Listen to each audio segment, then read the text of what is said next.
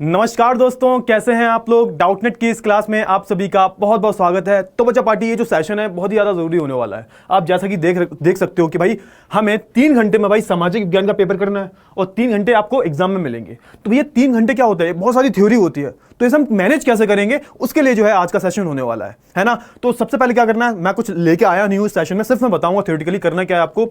देखो होता क्या है बेटा, देखो एग्जाम आता है, प्रेशर आपके सर पे होता है भाई, है ना। 3 घंटे भी कम पड़ते हैं, वैसे 3 घंटे बहुत होते हैं, क्योंकि भाई एग्जामिनर को पता है, जो सरकार पेपर बना रही है ना उसे पता है कि भैया 3 घंटे सफिशिएंट है। लेकिन फिर भी प्रेशर इतना ज्यादा होता है आप पे कि आप वो 3 घंटे भी ना आपके लिए कम पड़ जाते हैं। और आप देखते हो एंड में जो लॉन्ग क्वेश्चन होते हैं वो रह जाते हैं, है ना।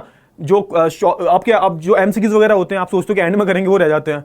तो इन सारी चीजों से कैसे छुटकारा पाया जाए, मतलब ये जो मैनेज नहीं होता है टाइम, उसे कैसे किया जाए, तो वो पहले कर लेते हैं, ठीक है ना। चलिए, तो सबसे पहले करना क्या, आपको स्टेप बाय स्टेप चलना है। पहला स्टेप क्या करना है, तो पहला स्टेप ये होगा कि 15 मिनट, शुरू के 15 मिनट जो आपको पढ़ने के लिए मिलते हैं ना, पढ़ने के लिए जो मिलते हैं, उसमें क्या करना है आपको, उसमें आपको जो है एमसीक्यूज, जो आपके एमसीक्यू क्वेश्चन आएंगे उसे ठीक से देखना है। और क्या करना है भाई, उसे ठीक से देखना है इन द सेंस उसमें कौन कौन से आपको आ रहे हैं, तो पहले से आप जो है ना माइंड में टिकला लो, पेंसिल टिकला लो 15 मिनट में, जो 15 मिनट पढ़ने के लिए मिले।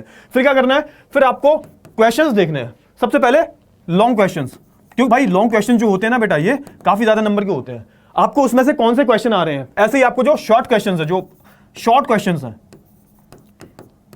है ना, शॉर्ट क्वेश्चन जो है 2 नंबर या 3 नंबर वाले क्वेश्चन है, उन्हें देखना है। फिर उसमें आपको टिक लगाना है। जैसे मान लो प्रश्न नंबर पहला जो है शॉर्ट में वो आपको आता है, तो उसमें टिक लगा दो। दूसरा क्वेश्चन आता है, उसमें टिक लगा दो।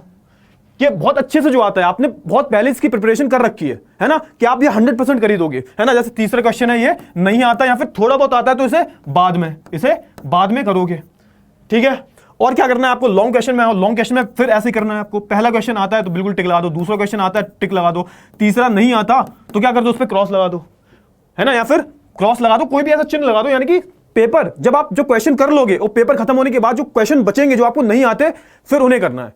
तो कहने का मतलब क्या है, आपको पहले वो क्वेश्चंस करने हैं जो आपको अच्छे से आते हैं, मतलब 100% जो कॉन्फिडेंट हो आते हैं। क्यों, इससे क्या होगा, इससे होगा ये बेटा, आपका जो कॉन्फिडेंस लेवल होगा ना वो अलग अलग लेवल पे होगा, है ना। अब एक बात बताओ, अगर आप ऐसे क्वेश्चन कर रहे हो जो आपको नहीं आते हैं, है ना, वो पहले करने बैठ जाओगे या कम आते हैं, तो उससे क्या होगा, आपका कॉन्फिडेंस लेवल गिर जाएगा। फिर आगे जो क्वेश्चन आपको आते होंगे ना वो भी आप भूल जाओगे, है। तो ऐसे ही करना है आपको। अब एमसीक्यूज में भी यही करना है, पहला क्वेश्चन आता है टिक लगा दो, दूसरा टिक लगा दो, तीसरा टिक लगा दो, चौथे में मान लो कंफ्यूजन है तो वहां पे कुछ भी लिख दो, सी लिख दो या फिर क्रॉस लगा दो, कुछ भी लिख सकते हो आप।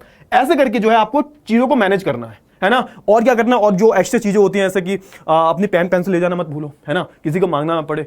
कॉन्सेंट्रेट होके काम करो भाई, कॉन्सेंट्रेट होके, जब तक मतलब एंड के मिनटों तक बेटा जो है आपको बिल्कुल प्रॉपर पेपर को देने, जब तक एक एक क्वेश्चन ना हो जाए, है ना। उसके बाद इनकेस अगर कोई बच्चा बोल रहा है उसे हेल्प चाहिए तो आप हेल्प कर सकते हो। पहले अपना करना है, ऐसा नहीं पहले दूसरे का करने बैठ जाओ, पहले अपना करना है। और किसी से कुछ मतलब नहीं रखना बेटा, है ना, नंबर तुम्हें लाने हैं। अब कोई तुमसे पूछेगा नहीं कि भैया तुमने किसी को टिपा दिया था इसलिए तुम्हारा छूट गया, है ना। तो ये सब जो है बिल्कुल भी नहीं करना। तो मैं गारंटी से कहता हूं क्या होगा, आपके साथ अच्छा ही होगा। और भाई क्या करो भाई, राइटिंग स्किल्स जो है अपनी सुधारो। तभी मैं बोलता हूं कि लिख लिख के याद किया करो, है ना, लिख के याद किया करो। राइटिंग स्किल्स सुधारो, अपनी राइटिंग स्किल्स सुधार लोगे तो उससे क्या होगा, आप जल्दी लिख पाओगे। और इसलिए मैं बोलता हूं लिख लिख के प्रैक्टिस करो, तो एग्जाम में आपको लगेगा ही नहीं कि आप एग्जाम दे रहे हो। क्यों, क्योंकि आपने ऑलरेडी इतनी प्रैक्टिस कर ली है, इससे आप जल्दी भी लिख पाओगे। तो मैंने देखा जो बच्चे प्रैक्टिस नहीं करते और भले ही उन्हें पूरा पेपर आता होता है फिर भी उनका छूट जाता है। और दैट्स वाई मैं ऑलवेज बोलता हूं, आपसे हमेशा बोलता हूं कि आप लिख लिख के जो है प्रैक्टिस किया करो। तो ये जो स्टेप्स है बेटा वो आपको जो है फॉलो करने हैं। इससे क्या होगा, आपके बहुत ही अच्छे जो है नंबर आ जाएंगे। इतनी गारंटी जो है बेटा मैं दे रहा हूं आपको,